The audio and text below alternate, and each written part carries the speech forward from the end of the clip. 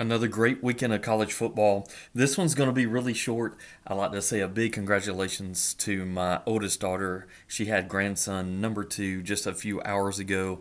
And I went on a great golfing trip with some friends over the weekend, so I didn't get to watch a lot of football. I was trying to catch up late last night, and with work today and that's going on, I really just hadn't had a chance to catch up. So I'm basing it basically off of scores and the stats that I looked at. Let's go ahead and get started. So let's kind of go through that 25 through 12. A little bit of changes, not too much. It's really about some of the teams that struggled this weekend or got beat or destroyed. I'll talk about my out first. I only had one, and that was Oklahoma. We all know that Texas destroyed them over the weekend, 34-3. So they're the only team. They were ranked 18th for me last week. They completely fell out with that huge loss. And then we have moving into the top 25 is Arizona State. I had knocked Utah out of my top 25 because I didn't think they were that good, and Arizona State proved me correct. Thank goodness. They move in the top 25. At 24, Illinois struggled against Purdue. Everybody had been beating Purdue pretty handily, and they won 50-49. They had a close game, so I had them drop down quite a bit for that huge struggle, and they actually play Michigan this weekend. Pitt beat Cal in a close game, 17-15. I have them moving up 2 spots to 23. I have Indiana moving up just 1 spot to 22. They had a bye week, but they play Nebraska this weekend. I have Navy staying put. They had a bye weekend as well. I have Army moving up from 24 to 20. They beat UAB 44-10. Man, it's awesome to still see Army and Navy in the top 25. At number 19, I have Nebraska. They stayed put. They had a bye week. Ole Miss falls to 18 from 12 with their close loss to LSU. LSU pulled it out 29-26. Golly, now is Lane? Can you really trust Lane Kiffin? I always said you can't trust Brian Kelly, and I stick to that. LSU will not stay in that top 12 position for too long, I don't think. Moving up to 17, I have Missouri. They beat UMass 45-3. They move up 2 spots. Kansas State, I have jumping up 5 spots. They played Colorado, beat them 31-28. And then at 15, I have Texas A&M moving up 1 spot. They defeated, they had a bye week. Sorry, they didn't play anybody this week. Boise State moves up 1 for beating Hawaii 28-7. And then I actually have Tennessee falling out of my top 11 to number 13. They did everything they could to try to lose to Florida, and Florida just ran out of steam, and they got beat in overtime. Tennessee's offense is not looking too good right now, so that's why I had them dropping out of the playoff. And then at number 12, I have LSU moving up 2 spots after beating Ole Miss. The reason I didn't move them into the playoff is because I'm still not sure about this team either. I kind of have an intuition like I did with Utah.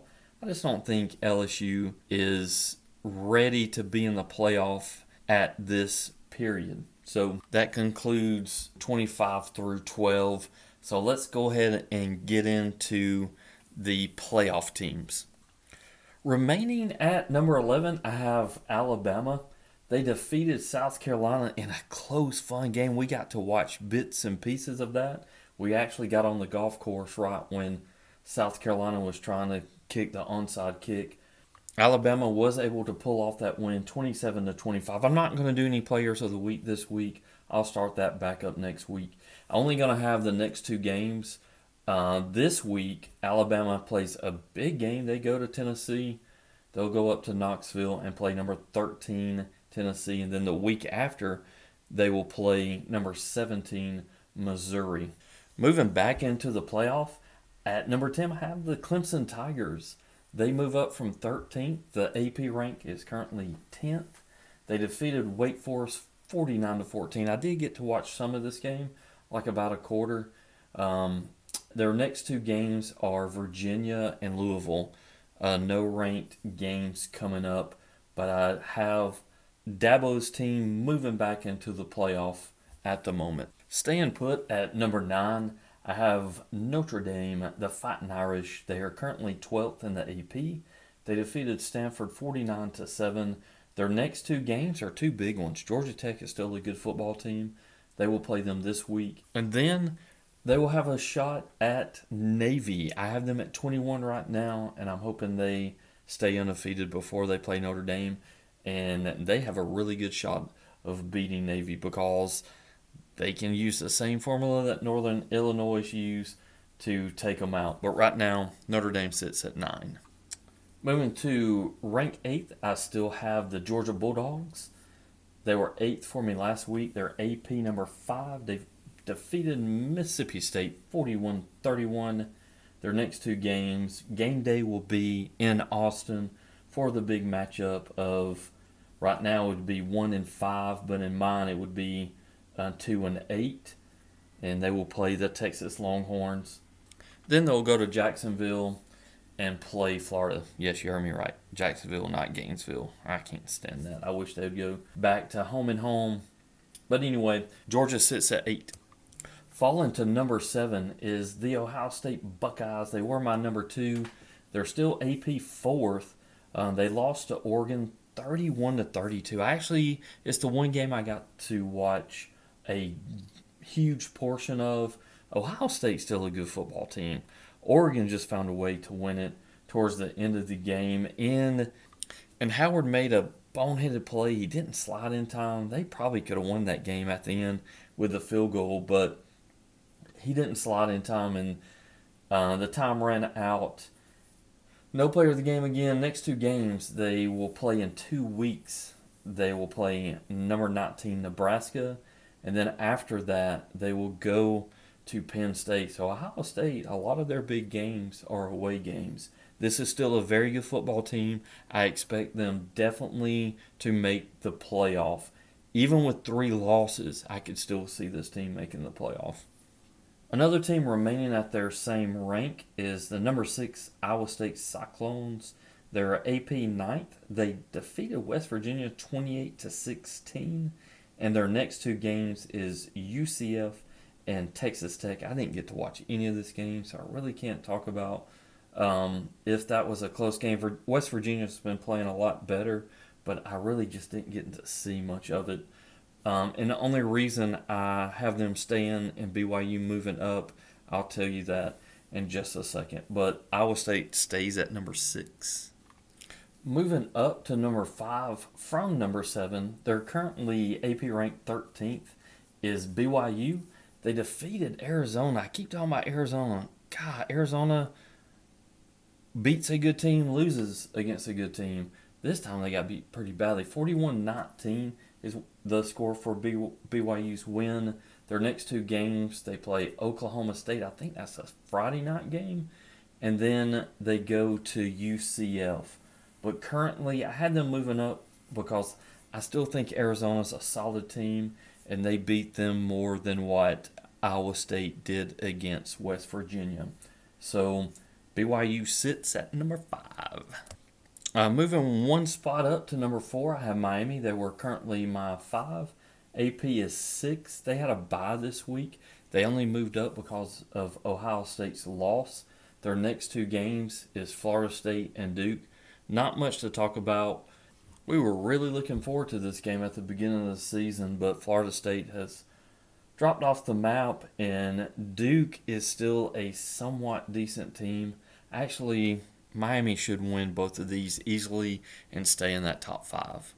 Sounding like a broken record here, Penn State is staying at number 3. Their AP rank is number 3.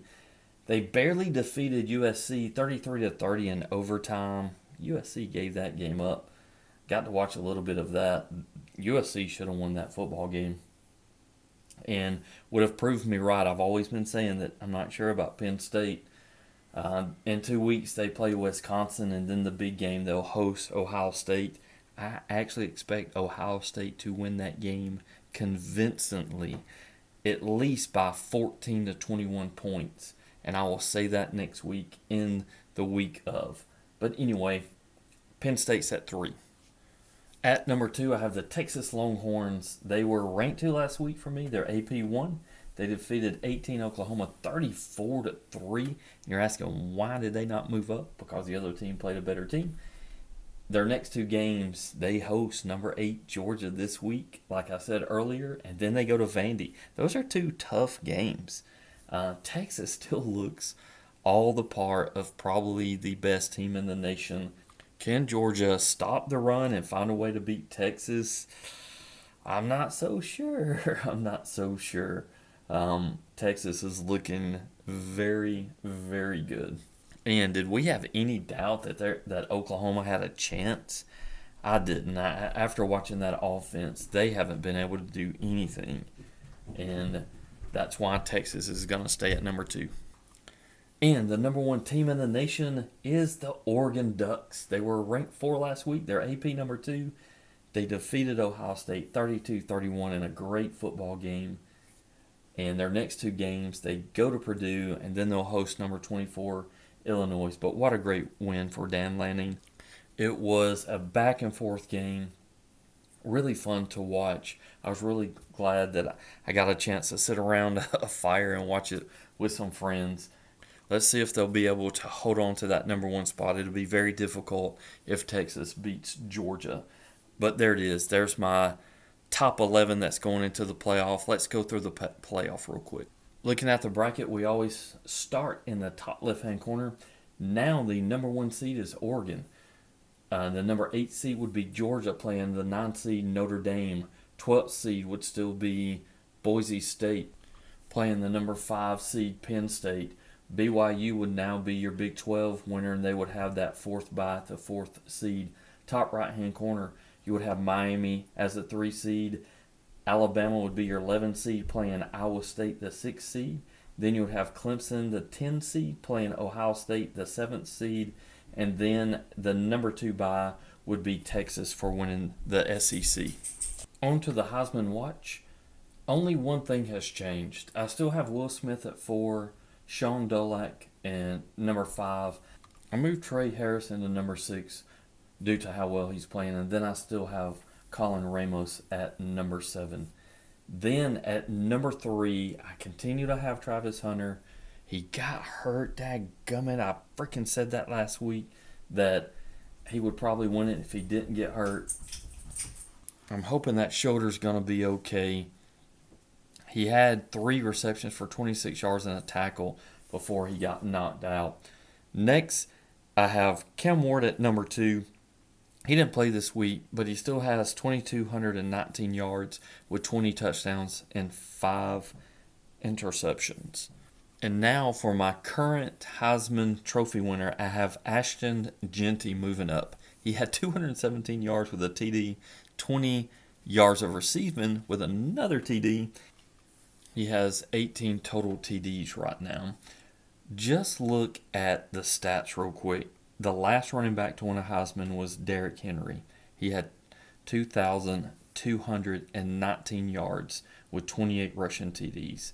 Jeanty currently has 1,248 and 17 rushing TDs with 6 games left. He only needs 125 yards per game to reach that coveted 2,000 rushing yards in a single season.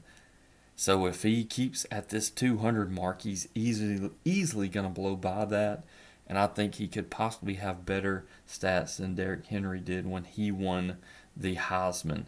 But watch out for Travis Hunter. If he stays healthy and comes back, it's going to be a close race between these 3 too, especially if Miami continues to win. But that's the Heisman watch. Thank you listening to Slide.